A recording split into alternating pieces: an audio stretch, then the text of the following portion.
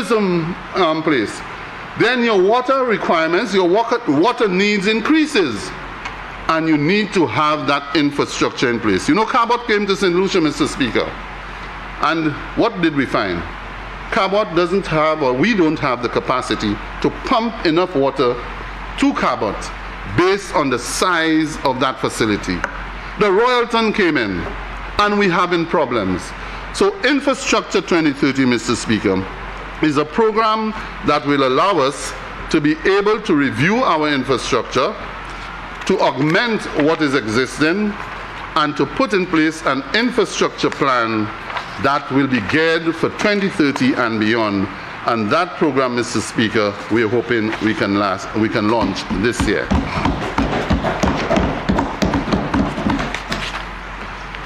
Mr. Speaker, I spoke of water. Briefly, I went in. Again, under water and infrastructure is the question of the John Compton Dam. This one is a story by itself. We spent quite a bit of money, Mr. Speaker. A dredging fund was established, and after spending $60 million thereabout, Mr. Speaker, we were only able, and I say we, because whether it's this government or the government before, all that was achieved was 10% dredging. $60 million. And that is an issue we need to deal with, Mr. Speaker, so as to attempt to improve on our water supply and to be able to provide to our people and to the investment that is likely to come into the country. So, Mr. Speaker, there have been also some projects which were undertaken, and they are more or less completing. The Viewford Water Supply Project, the John Compton Dam Spillway, the Dennery North Water Supply Project, an amount of $187,000 and $173,000 being allocated. The rehabilitation and upgrade of the Northern Water Distribution Pipeline, which was you need to wrap up now? I will wrap up now, Mr. Speaker. And so, Mr. Speaker, this gives you a synopsis of the program of the Department of Infrastructure, which I have not yet touched the issue of airports and seaports and what we are doing there, what we are doing. I have not spoken of the green energy, Caribbean efficient green energy buildings, Mr. Speaker. And if I may indulge, just to quickly indicate that St. Lucia and Grenada has been selected for a World Bank project called Caribbean Efficiency and Green Energy Buildings. And what this is going to do, Mr. Speaker, is really to do an audit of our buildings, public buildings, and other institutions that the government may select, whether quasi-government or government itself, to do an energy audit and to be able to retrofit those buildings to bring about a reduction in your price of electricity consumption. Now, this, Mr. Speaker, is probably the one project that will impact us almost immediately. Geothermal will impact us maybe in the next, I may not be here in the Parliament, may impact us maybe in another 10 years. But energy efficiency, the ability to change your infrastructure, your lighting fixtures and your light bulbs and other amenities to drive your prices down, once we do that, Mr. Speaker, we'll see the prices going down and we'll benefit from it. All the others call for massive investment, whether it's geothermal, etc., etc. I have a bit, Mr. Speaker. I will pass it on to my colleague, Minister for Housing, and he will deal with it. It was just to give you, from a SLAS's standpoint, information on the position of SLAS and as far as the land at Latop, not Tapion, but Latop, which was purchased by a private sector concern. So, Mr. Speaker, I want to thank you very much for your tolerance, your patience, your understanding, and I look forward to your encouragement in the future. And in closing, I also want to say thank you to my staff, my permanent secretaries, and a number of others within the public service. I want to commend the Prime Minister and his staff in the Department of Finance who have worked very hard. I know those days are considered by me, because I remember my time, I call it red eye days. You work until 3, 4, and 5 o'clock in the morning, and you back up at 7 o'clock to get things going. I want to commend you, sir, on your work, and to say thank you, and may God bless you.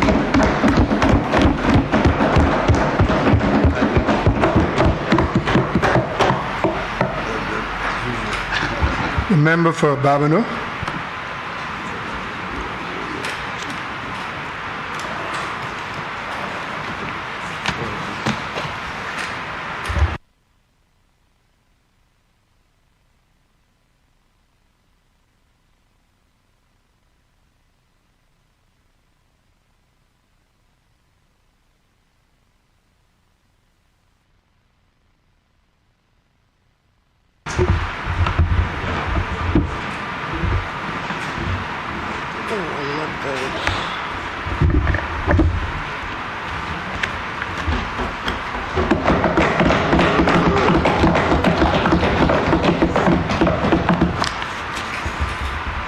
Mr. Speaker,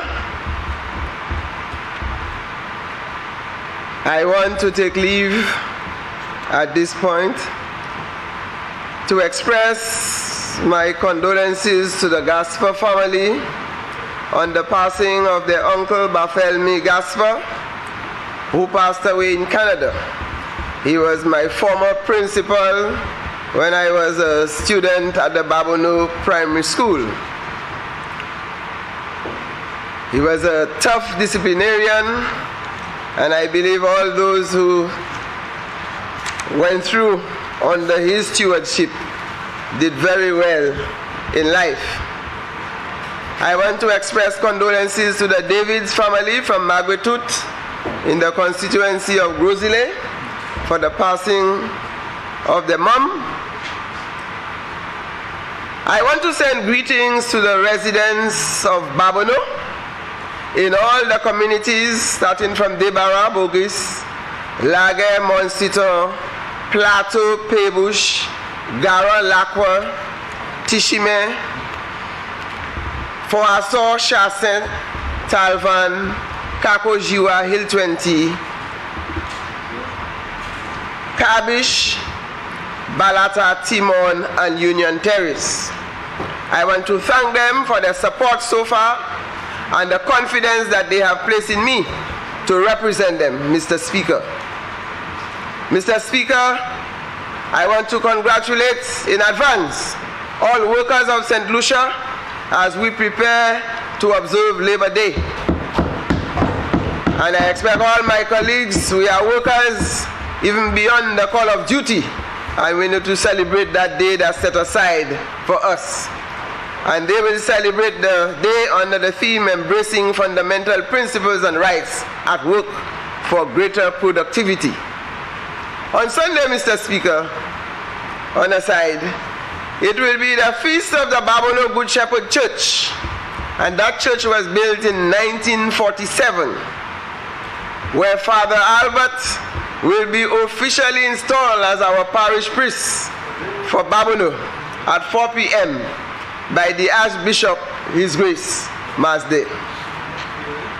Mr. Speaker, as I turn quickly to the budget presented by the Honorable Prime Minister and Parliamentary Rep for Castries East, I want to use an analogy I coined a few years ago at an annual general meeting in Castries South, the Castries South constituency of the St. Lucia Labour Party, where at the time Honorable Robert Lewis was the parliamentary representative. I described St. Lucia at the time as a vehicle which had a reckless driver, and it was overturned and was left with all 4 wheels up in a pool of mud. This was the description that St. Lucia carried at the time. And before July 2021, on the 26th of July, I also described St. Lucia in that same state. But at the time I said, with a vehicle in that state, there came a mechanic, an experienced driver, who went to pull this vehicle out of the mud, put it back on its wheels, repaired it, and then set it as ready to roll again. Well, Mr. Speaker, that is what is happening again when we use the letters PJP. Pull, Joseph, pull.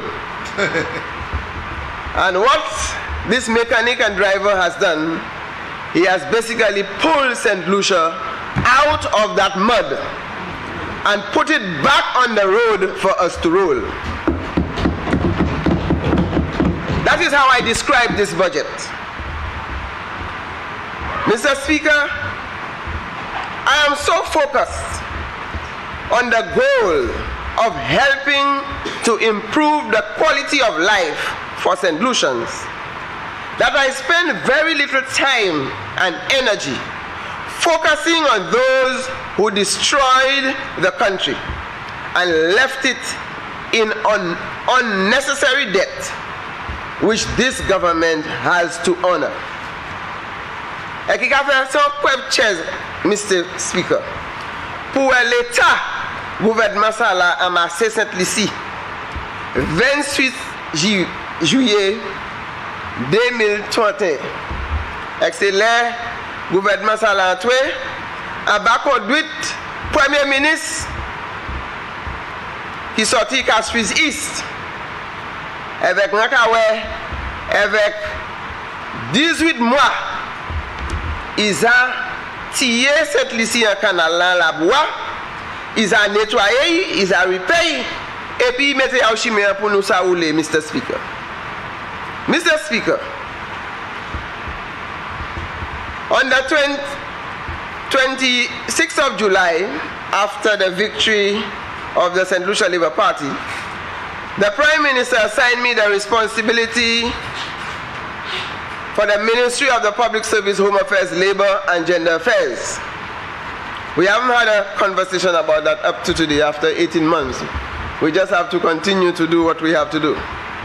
But Mr. Speaker, the Department of the Public Service is what will help this budget become a reality. And everything I say here, Mr. Speaker, I will link it to the theme of the budget, health and security, the pillars for sustainability. And without a strong public service, no matter what plans, what ideas, how much money is allocated, we will not see the results. And therefore, Mr. Speaker, we are getting ready to reform and modernize the public service in order to get the wheel of government to turn at a faster rate. In preparing for public sector reform and modernization, this will be a huge undertaking, but we must and have to restructure the public service. Failure to do this means the government's operations will be doom and gloom. Mr. Speaker, when I looked at the budget, I went from page to page, and I'm saying, where is the public service? Where is my department? And Mr. Speaker, it dawned on me that the public service and my departments are all over the budget because they have to make this budget a reality. Mr. Speaker, as stated in the budget under the theme health and security as pillars for sustainability, we must uphold the principles articulated which speaks to inclusiveness, accountability, equity, meritocracy, and rule of law. And Mr. Speaker, we have a challenge to keep law and order in this country. because there had been a breakdown of law and order prior to this government coming in.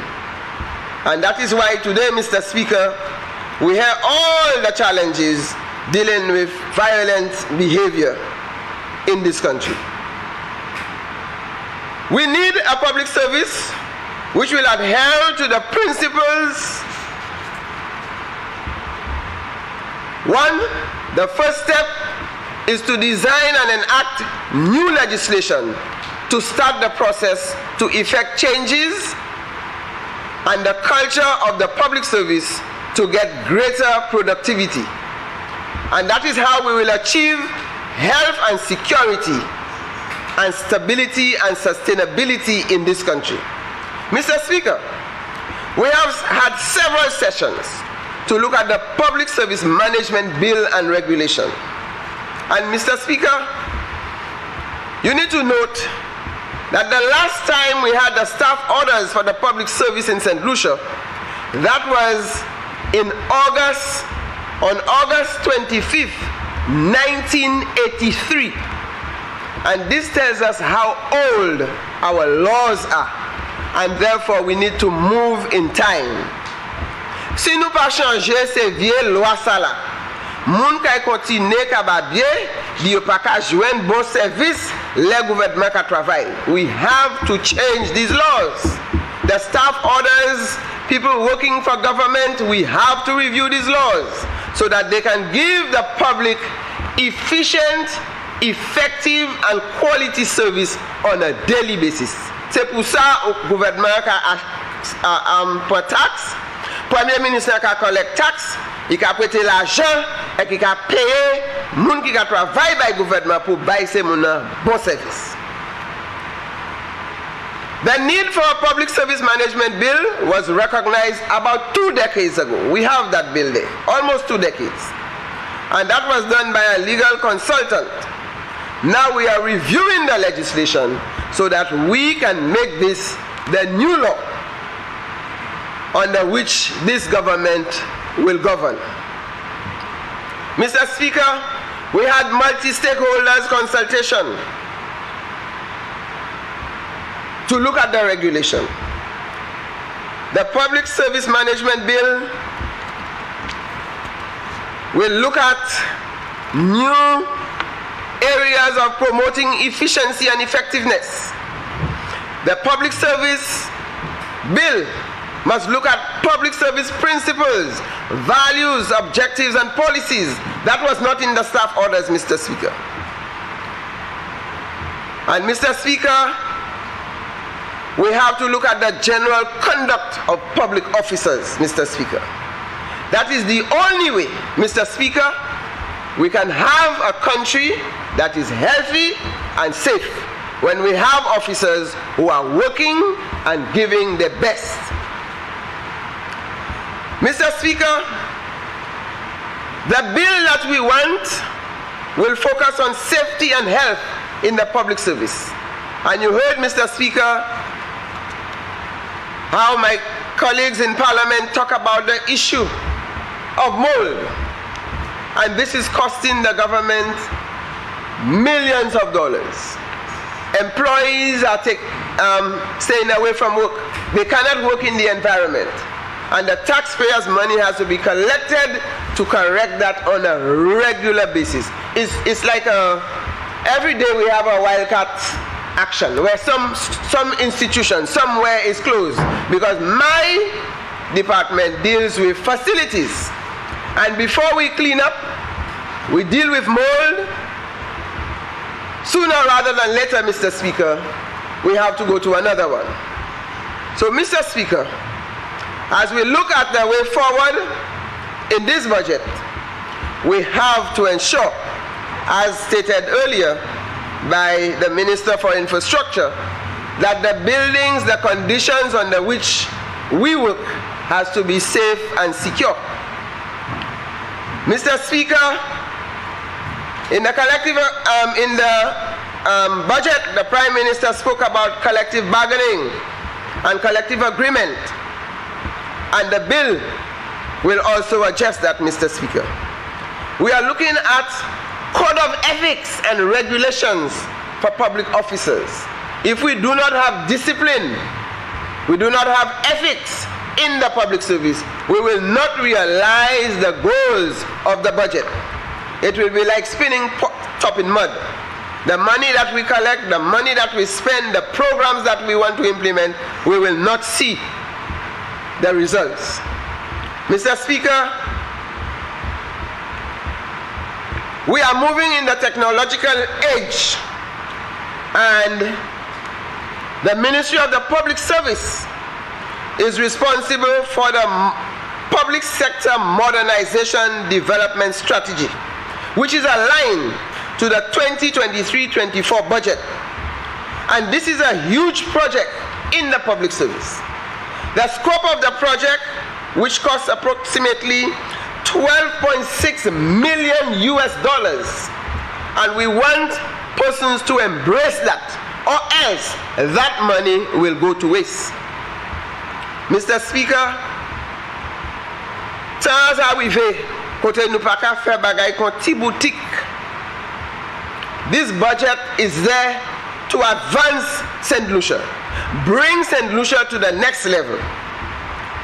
And based on the programs identified under the different sectors and the plans of the Honorable Prime Minister, we need the modernization, the technology to help us achieve that. Mr. Speaker, the public service is the clearinghouse of all government's human resource management and training or development. It has the responsibility to build organizational structures among all government agencies, as well as maintenance of all government facilities. In the coming months, we will explore the possibility of bringing all units of the public service under one roof for greater cohesion, coordination, and to develop a new culture of operation for better customer service. Mr. Speaker, our digital transformation strategy is already bringing results. Government is already saving millions of dollars when we go in the technological world. And the digital transformation strategy focuses on business, education, health, tourism, agriculture, and government.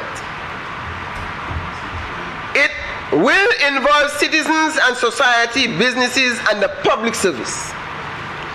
And when you look at this budget, Mr. Speaker, we are focusing on improving business community. We want to improve the quality of education. We speak to the laptop and all the things that government is putting in education. And this budget focuses on health and quality of health. We talk of tourism, which is the mecca generating revenue for this country. We need agriculture for food security and safety, and we need good governance. Mr. Speaker, we have to focus on the policy pillars and accelerators that will focus on digital transformation, governance and funding, digital community skills and training, integrated digital architecture and infrastructure, and digital security and trust. The introduction of online service to do business with government will result in huge savings to government, and the main objective is to deliver quality service to the public and in a more efficient and effective manner. So, Mr. Speaker, when I look at this budget, we move quickly to the Department of Gender. And the Department of Gender speaks to equality between men and women in all aspects of the society. This is the department, Mr. Speaker, you would not have seen reflected heavy in the budget, because this department is almost self-sufficient in terms of their projects and programs. And I have always said that when we put gender on the agenda, others put us on their agenda. Because a lot of support is out there to ensure that there is gender equality between men and women. And for this reason, we have a number of projects going on in the gender department. But what this government has done is to provide the infrastructure, where the Prime Minister has given the gender department the request in terms of physical space and additional staff for them to be able to deliver.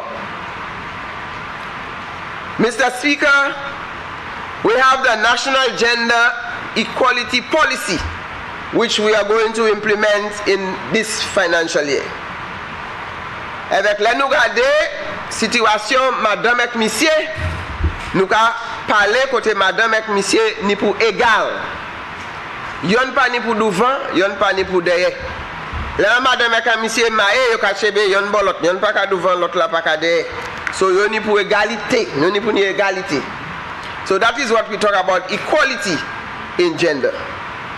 And Mr. Speaker, when we talk about security, we talk about violence and some of the ill or antisocial behavior in our country.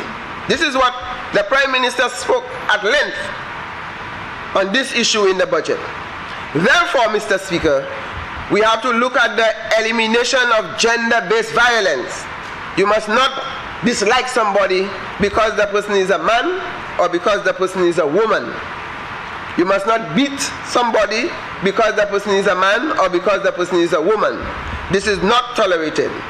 And that is what we call gender-based violence, that some people are receiving violent acts, especially women and girls, because they are women. And therefore the country has legislation to speak to that. Mr. Speaker, we have to look at the governance and gender mainstreaming. And this government has taken a policy decision that it will mainstream gender in all its programs. So when we look at all the projects that we have in the budget, Mr. Speaker, we have to look in the implementation process to ensure that both men and women are treated equally. And that is what we mean by gender mainstreaming in the budget. So when the Prime Minister speaks to construction, he speaks to agriculture, he speaks to tourism, any project that the government implements, we have to check to see whether men and women are treated equally and fairly. Mr. Speaker, women are playing a very important role in economic development in the country. And we speak to women's economic empowerment and environmental sustainability, recognizing the contributions of women, especially women in rural settings, for food security and environmental sustainability. The government of St. Lucia, and this budget speaks across, the goal is to alleviate poverty, which is strategically rooted in skills development, including financial literacy and business development and management. A lot of women, Mr. Speaker, were not venturing into business because they have the nurturing personality behavior where they take care of their family and their children, and they would not want to venture into business. But now the world of work has opened up and women are taking advantage of this opportunity. And when we speak to the youth economy, we speak to the micro, small and medium businesses, we speak to community tourism, we speak to agriculture and the 7 crop. Mr. Speaker, the women are coming out. They are coming out there to participate in the economic activity of this country. And Mr. Speaker, with their participation, I can assure you, Prime Minister, that you are going to see an exponential growth in the economy and in economic activities, because women have been left out in the mainstream of the economy. And with their presence and the opportunity afforded to them in this budget, they are going to take advantage of that opportunity to propel economic growth and development in this country. Mr. Speaker, I just want to alert you that the government has taken a decision to establish gender focal points in every ministry. And that focal point involves financial analysts, planners, and heads of departments who will be busy in ensuring that the government programs are gender sensitive. Mr. Speaker, we have the issue of gender-based violence, and we need to stop it. We have done training, we are involving the Ministry of Health, we are involving the Department of Justice and Policing and social workers in the public sector and civil society to ensure a minimum standard of service for gender-based violence. Last year, Mr. Speaker, the Gender Affairs Department trained 50 police officers in how to handle cases of domestic violence. A booklet was developed for the use by the police and other agencies on domestic violence. And that is where we begin to tap and fight and stem the issue of crime and violence in the country. It must start in the home. It must start in the family. It must go into the schools and all the other social partners. The Prime Minister has made a commitment to support all programs and to promote gender equality in the society. Hence, he has demonstrated that by his actions. One, the appointment of a commissioner of police who is a woman. The president of the Senate who is a woman, and I see her present in this group, so the eyes have it. The appointment of 4 women senators and many women on boards and commission.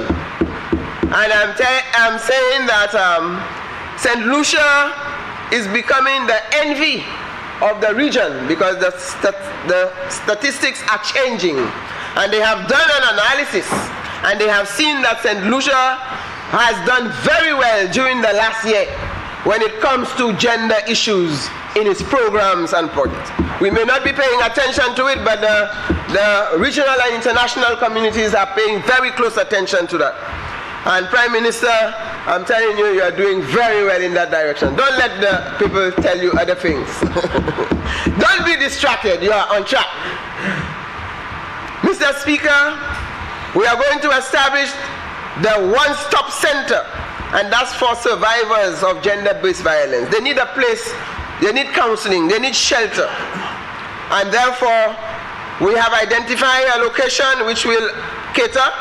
We are getting the funding. All they needed was the physical space.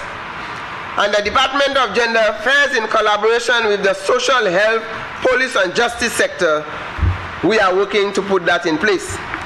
The department is supported by the Caribbean Development Bank and the United Nations Women in this initiative.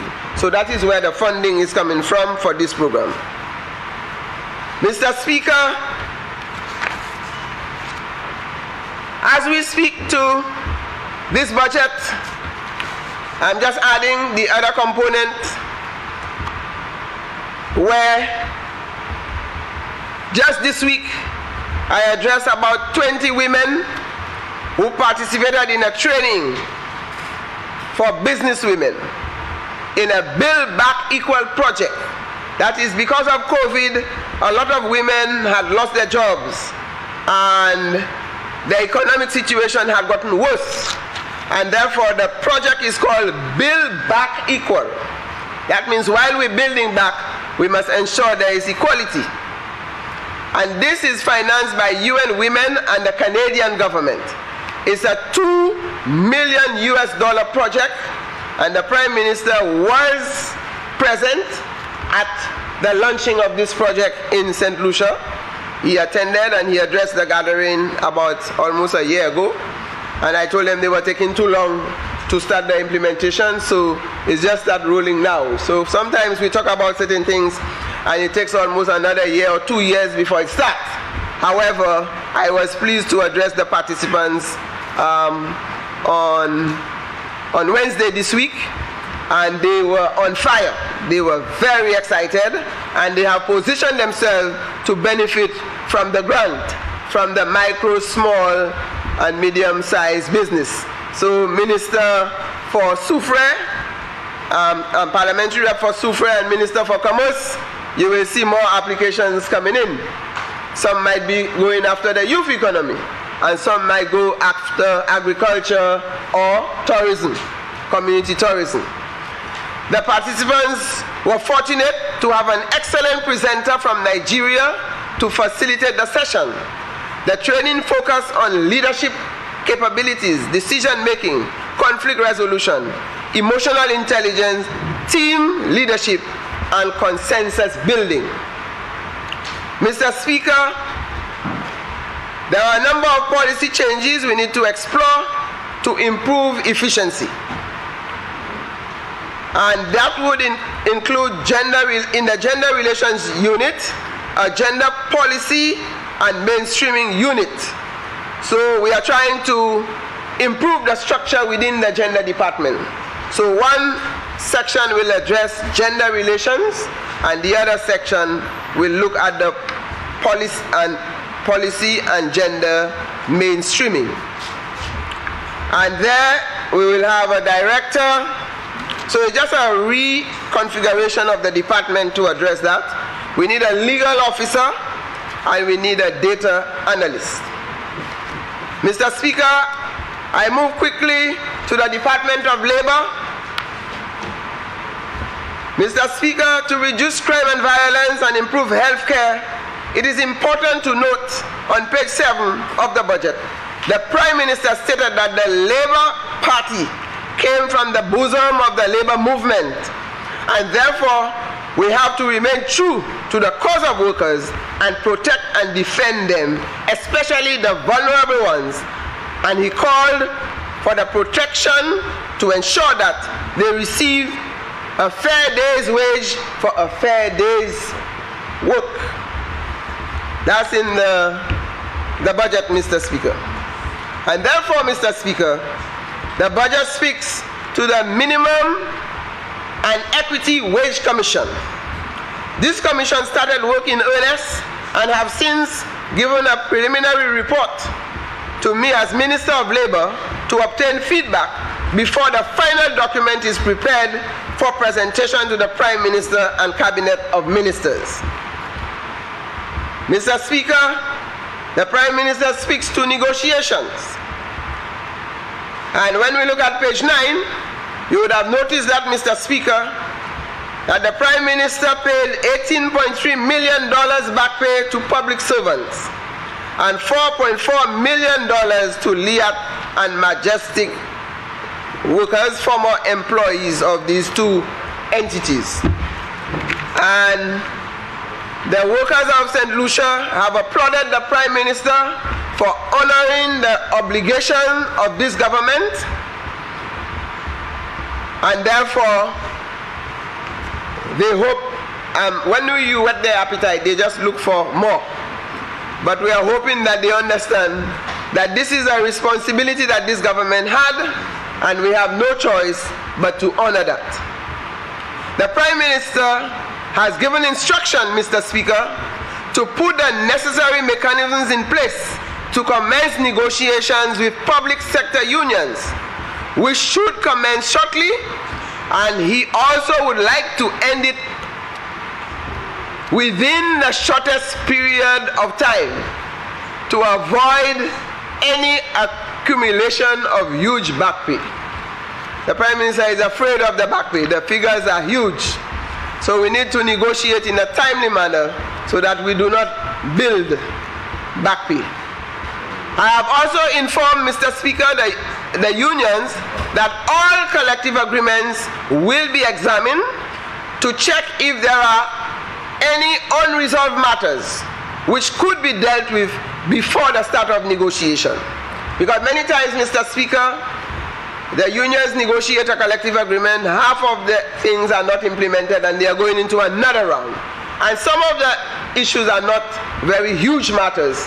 There are some that this government might be able to address even before we start the next round of negotiation.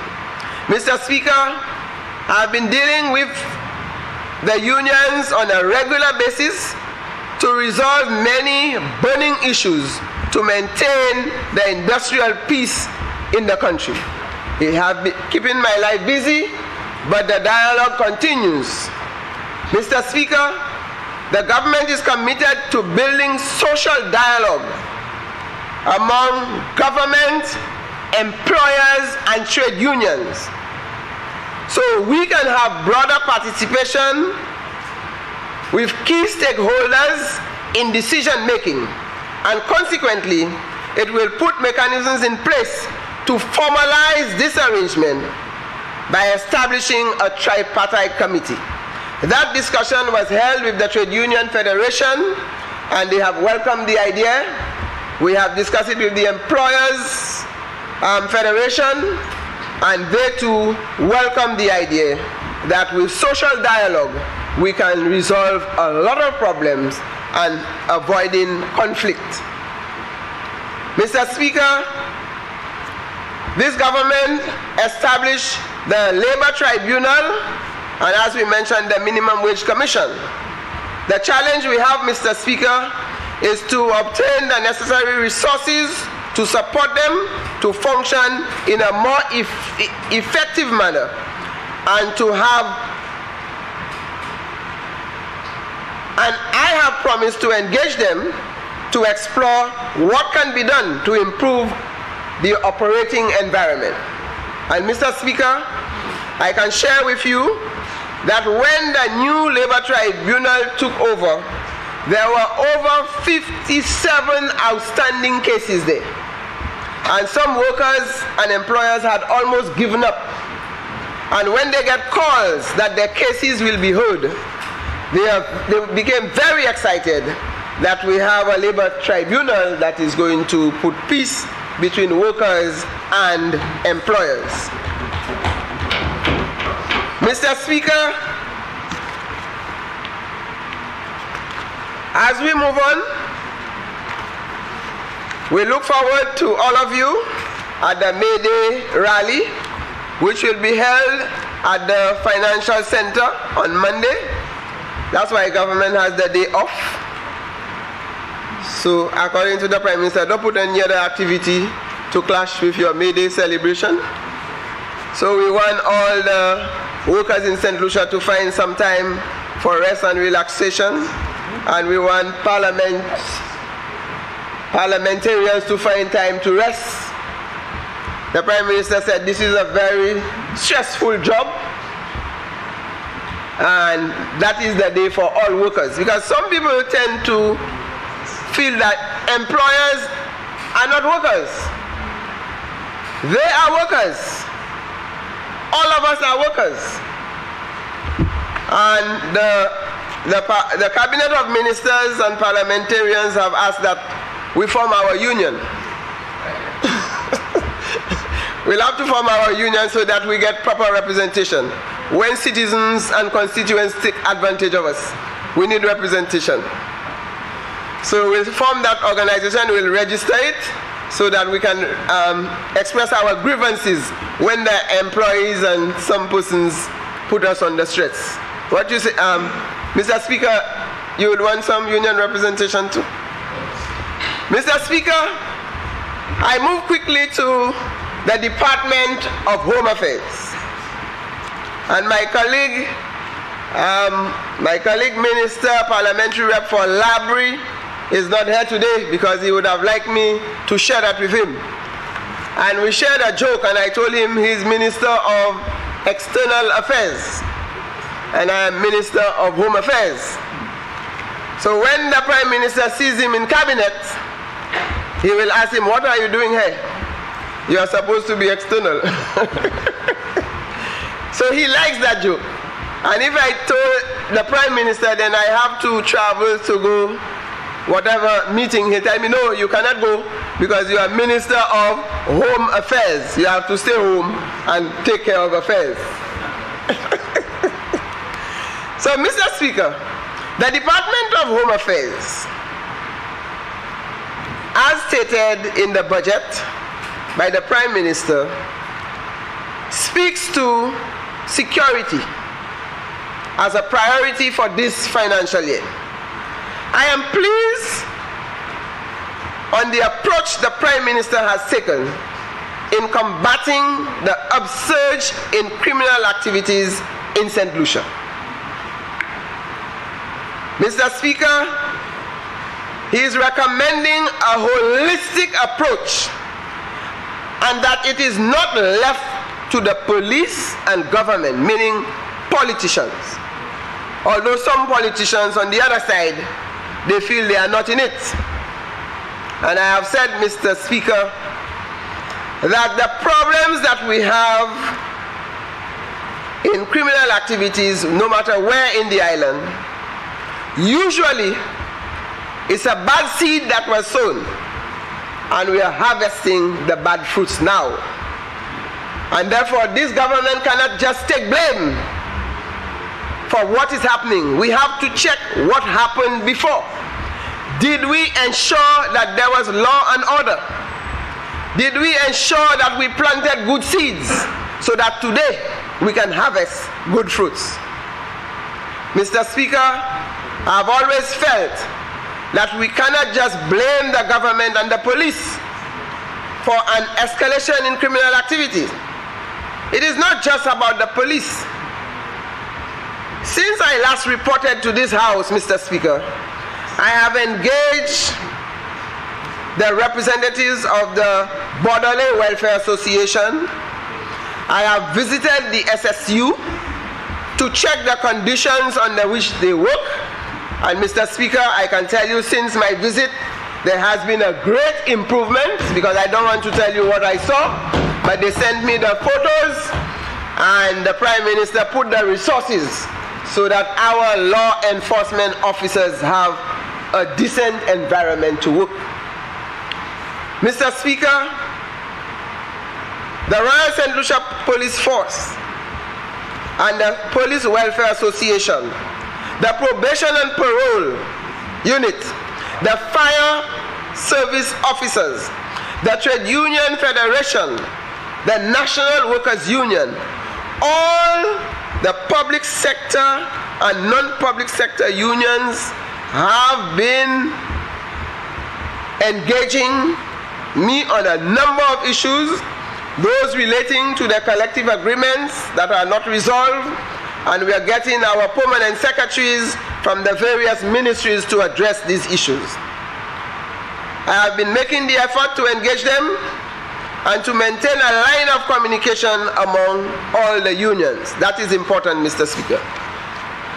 The police will seek to improve public perception through community involvement in crime fighting, thereby enhancing citizen security and safety. Adoption of technological improvement in intelligence gathering, improvement in police radar equipment, and in police outreach and public relations program. That is coming in this budget as presented by the Honorable Prime Minister.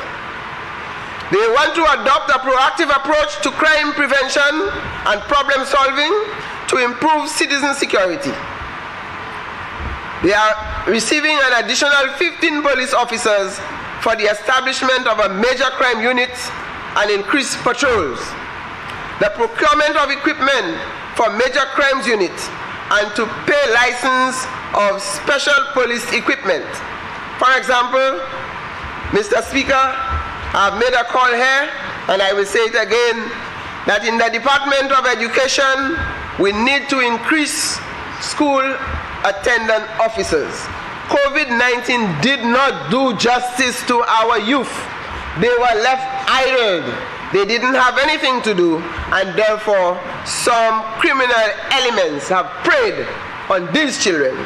And Mr. Speaker, I continue to say that when we see the persons who are involved in some of the heinous criminal activities, they are very young persons. And therefore, we have to prevent and not cure. Mr. Speaker, to create a safe for road traffic environment through public sensitization, enforcement of traffic laws, and stakeholder collaboration, to purchase additional police vehicles, implement traffic management project, procurement of equipment for police visibility project. All these are enshrined in this budget to improve security in this country.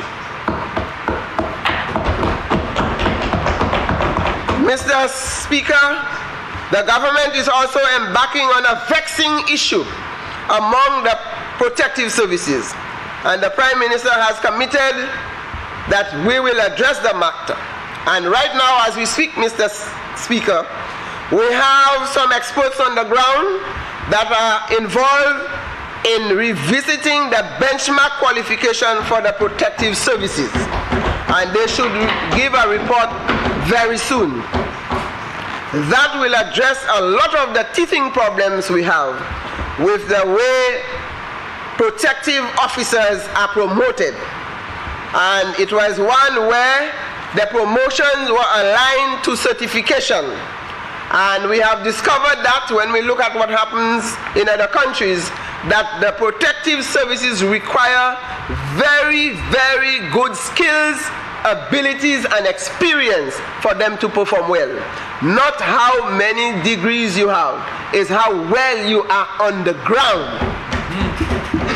To deliver a professional police service through capacity building, training, and human resource management, the Prime Minister has quadrupled, triple, double, exponentially increased the budget for training of the protective services.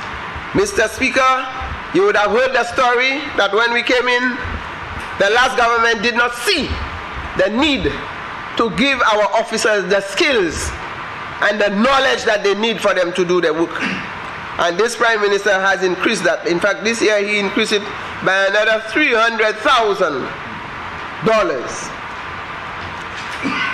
Mr. Speaker, we have to look at regularization of salaries for special constables, training, which represents an increase in the police training vault, repairs to police facilities, drug squad building, rental of new premises for immigration units and other police facilities, to create border management in collaboration with other law enforcement agencies and stakeholders, the commencement of a witness protection program. This government is investing heavily in national security and safety of our people, and we want our St. Lucians to play their part. Work with the law enforcement officers, because when you protect your neighbor, you are also protecting yourself. It's not about them, it is about us. Mr. Speaker, in immigration, we have to deal with the issue of immigration and passports, which has caused much distress to the general public. Government has identified a new location for the department to operate in the near future.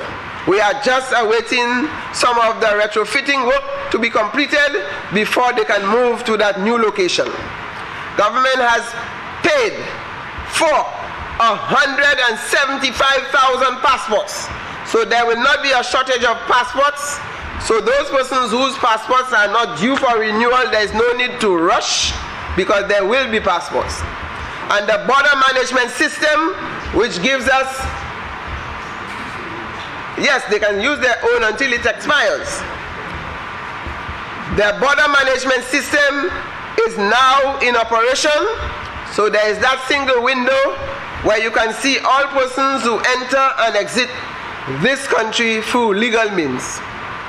So we have the ED online forms for persons traveling in and out of the country. You don't have to go and fill in this form. You can do it online to save time.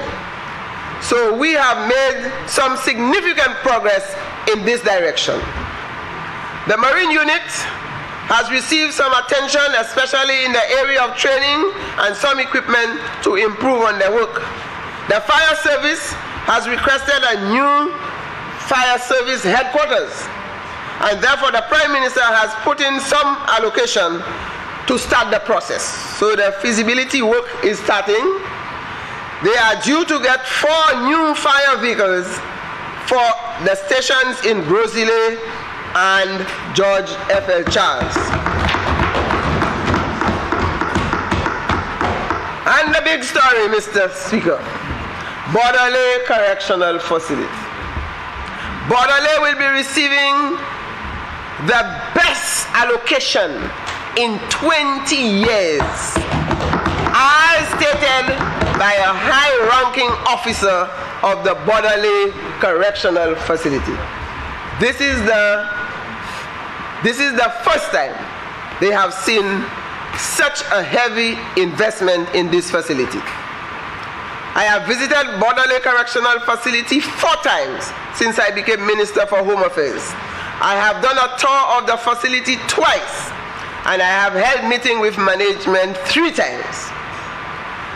My most recent visit was last week, where we conducted an assessment of the level of progress made since the introduction of the review report and the appointment of a new director. The outcome of the exercise, Mr. Speaker, revealed that the facility has been making great strides. Most of the short-term recommendations have been achieved. There is almost a complete turnaround in the institution. The facility is rapidly developing into a rehabilitation center. The inmates have planted 3,000 plantain and banana plants, 2,000 dashing plants. They have rabbits, they have pigs, and they are to receive 3,500 chickens. You have 10 minutes left. Yeah. I need about 15 minutes. Member for January North. Mr. Speaker, I move for the invocation of Standing Order 3210 to allow the Honourable Member for Barbados an additional 15 minutes within which to complete her presentation. Honourable members, the question is that we invoke Standing Order 3210 to allow the member for Barbados an additional 15 minutes in which to conclude a presentation. And now put a question. As many as of that opinion say aye. Aye. As many as of a contrary opinion say no. The ayes have it. The ayes have it. Thank you, colleagues. Thank you, Mr. Speaker. I noticed the Minister of Agriculture is smiling. And they tell me to say it in Creole. That's right. L'nous allons Borderley. Nous, ouais, c'est mon qui a l'argent là, ils ont planté 3,000 plants bananes et puis figues. 2,000 plants d'achine. Et qu'ils ont établi farm pool. Quand ils ont 3,500 gibier dedans là. Ils ont cochon, ils ont lapin. Avec ils ont dit pour demander si on sa bayo des bœufs. They said they need cows. Yes, so anybody who can donate them 2 cows, that would be very good for them. The Prime Minister has made an allocation to fence the institution to improve security. We'll purchase a vehicle and equipment for officers. They just received 25 new recruits to improve on the number of staff. They have received support from stakeholders to construct a playing field for the inmates, and they have been involved in football competition in the constituency of Honorable Parliamentary Rep for Dennery North. So that is what we talk about, rehabilitation. I visited the sewing unit. They will be involved in repairing of furniture. So we are seeing that the inmates are treated with some level of dignity. I participated in a symposium they had a show, and they are very talented, and therefore we need to make use of this talent while they are inside there. Mr. Speaker, while we speak on security, the Department of Home Affairs is getting ready to launch the Youth at Risk Unit. The preliminary work has been completed, and it is a unit that will help in the coordination of all agencies on activities involving vulnerable youth. All the necessary groundwork has been established, and we should launch the unit soon. Mr. Speaker, when I examined the budget, I noticed that St. Lucia records economic growth of 18.1%, as it is the largest economy in the OECS. This is good news, Mr. Speaker. This is an indication of good leadership, good financial management. And I kept telling you the Prime Minister has a calculator, but I'll not tell you what keys that on them. That calculator gets it right. Mr. Speaker, there is one fundamental principle I learned in leading any organization, and that is, a good leader takes only 2 years to turn an organization around. And the Prime Minister has 3 more months to go, and he has already turned St. Lucia around. Mr. Speaker, we have a government that is people-centered. That is why the opposition cannot stomach the phrase, putting people first. I have no difficulty with the phrase, Mr. Speaker, because this is what I have been doing all my life. All my life.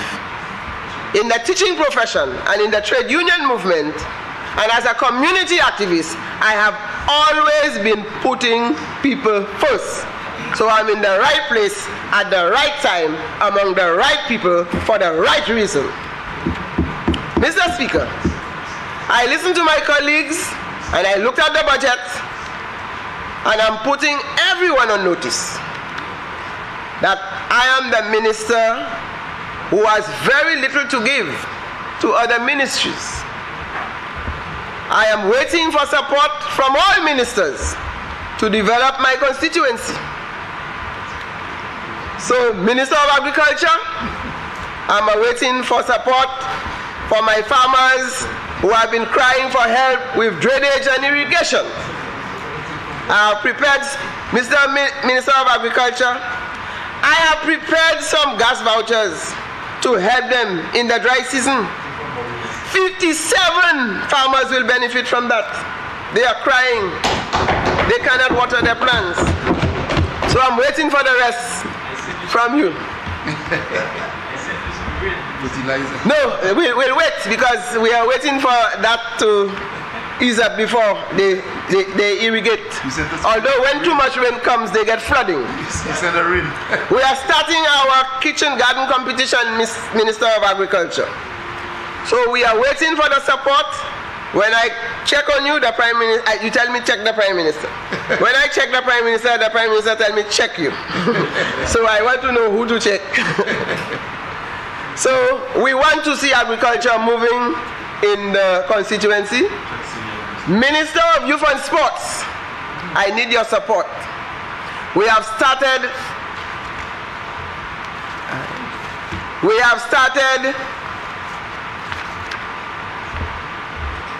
some work, and the playing fields at Babolo are in a total mess. The last government just ignored that. They put stadium, they put thing, and the field, the outfield is not good. The players, especially the Lager field, nobody goes and play on that field. When you walk on that field, you see the kind of holes. You swear it's smooth when you look at the grass, but when you walk in, Mr. Speaker, it's a mess. Babono was one time described as the sports capital of St. Lucia, and I will not allow it to slip away. Yes, Babono, not me that coined it. Find out, check your history. When we had Laverne Spencer in the Olympic, we have Albert Reynolds. We have, no, just check the records, not me. Just, right? The sports capital where we had persons in all different walks of sports, not just one person that excelled in one area, you know. And you heard the Minister of Sports spoke earlier. And I will tell you, Mr. Speaker. No. That's when he was in Marshall. I will need support. I'm starting the resurfacing of the playing field near the Babono Secondary School. The students here do not have a playing area, and the principal has been asking. We have mobilized the equipment, it's already there, but because of the rain, I have spoken to the Minister of Sports, Youth and Sports, and we should get some support there so that we can create that space for the children to release their energy. The equipment, as I said, is there, and we should start soon. Mr. Speaker, my interest in sports is there. And I noticed the condition of the washroom at the Foasa playing field, the home ground of football in Babono. And when you have new generation football team, that's their home ground. And therefore, I had to go ahead and repair that toilet for them to use it. I also started the rehabilitation of the Lager toilet facility, which was vandalized during the time of the last administration. It requires major works, but what we have done, we have sealed it so people do not continue to vandalize it. We put doors and metal doors to secure, and we await support from the Ministry of Youth and Sports to do that. The Minister of Local Government and Housing, we have been doing renovations on 4 community centers, Mr. Speaker. The Lage Community Center, the Bogis Community Center, the Debara Community Center, and the Foasa Community Center. And major improvements around the Babono Multipurpose Center. Mr. Speaker, we could not wait. We just had to move because these facilities were abandoned during the last 5 years, and therefore we had to make them habitable.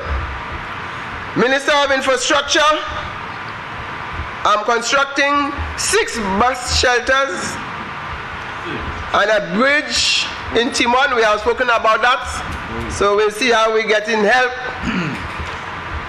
And we have spoken about the Babono-Grosile Link Road. That one, Minister or Parliamentary Rep for Grosile and Babono will not rest on that one. It is one for major economic activity for St. Lucia. It's going to reduce on the traffic on the highway. There are a lot of benefits from it. And I recall my husband said from the time he was cabinet secretary many decades ago, that was drawn to the attention of the government. So I think he will feel very pleased if you see finally government will address that. So it's not an issue that just came out. It has been there for many decades. I need help. I have erected many road signs, Mr. Speaker, and directions, so you can move around Babono with greater ease so that you don't feel lost. The constituents are anxiously awaiting the street lights for their own safety. And we have agreed, Minister of Infrastructure, Parliamentary Rep, for Castries North, that when we complete the potholing and repair of the existing roads, we will declare Babono to be a hole-less or no-hole road community. Because we are going to take on the responsibility to continue to maintain that road and make it motorable for all motorists. Mr. Speaker, I just want to remind the Minister of Infrastructure that there is a link road between Gara and Bogis, which was started by the last parliamentary rep. And the people are clamoring, they want to see that road completed. So I look forward to seeing it back on the agenda for completion. Minister of Tourism and Creative Industries, I just want to remind you that Babono is known for culture and agriculture. Thanks for giving us a small window for us to showcase jazz and carnival in our community. We are bringing life back to Babono because Babono had been sleeping and snoring for the last 5 years. Under Ezekiel. So we want our fair share of celebration. Babono had a very rich cultural background, all that is disappearing. Kele, all the drumming, the history is there, but we are losing it. Okay? So with your support, we are going to bring that back. We also want our share of our community tourism. That is important. Minister of Commerce, we want to establish our cooperative. Long time ago, Babono used to have a cooperative. That disappeared decades. We want to set up our community foundation for Babono. Minister of Equity, so far so good. But I have 3 small communities I'm getting ready to transform. And all the areas will be supported. Sometimes we try to talk about poverty and improving the quality of life.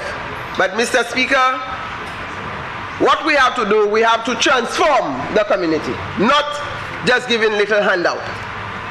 So we are starting with 1, a major cleanup. 2, housing will come in with housing repair. Then we have the bundle from Flow where they have internet. We'll get the devices for the children. We create employment for the people there. And they will transform that area. There are 3 communities in Babono. We really need to do that transformation. Mr. Speaker, the budget that we have in front of us, I describe it as a budget which is pregnant.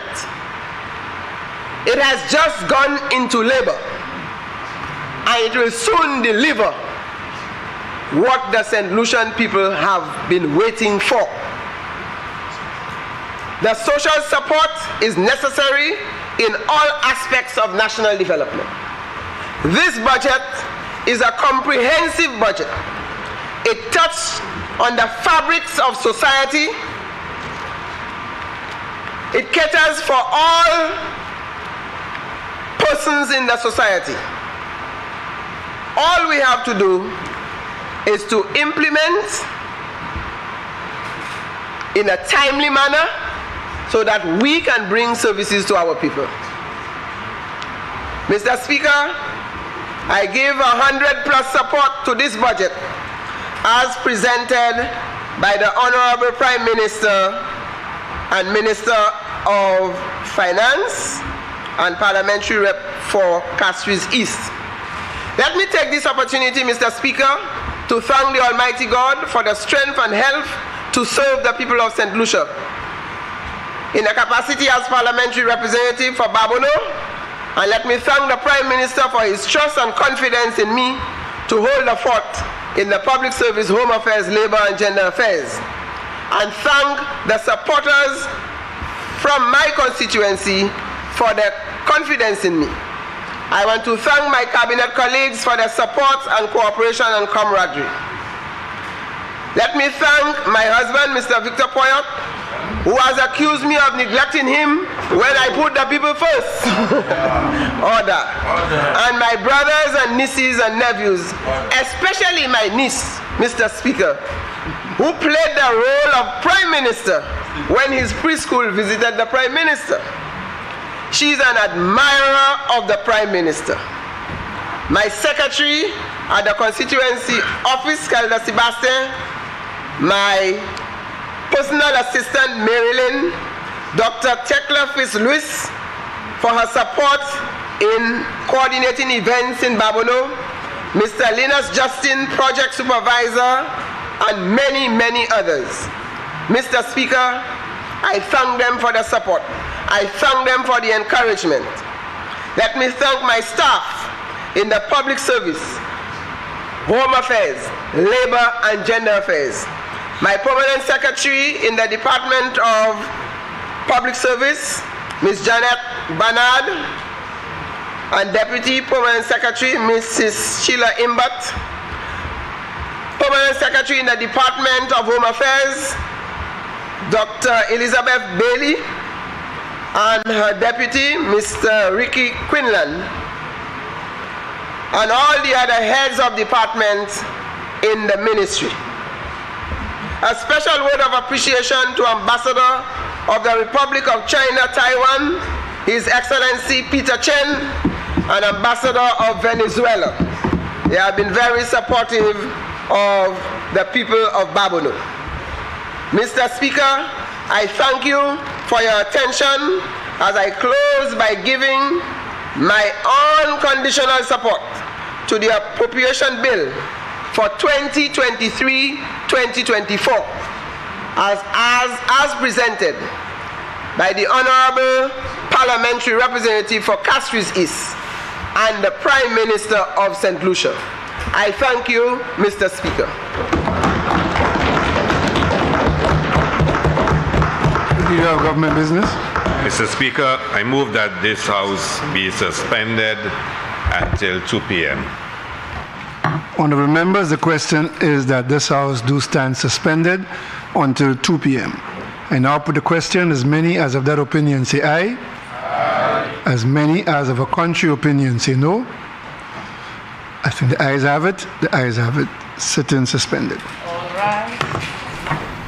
Well, viewers and listeners, as you just heard, the sit-in has been suspended until 2 p.m. this afternoon.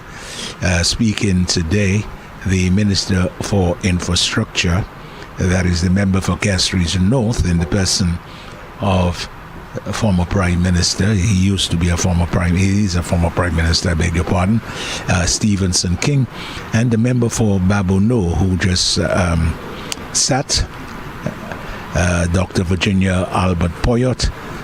She is the Minister for Labor.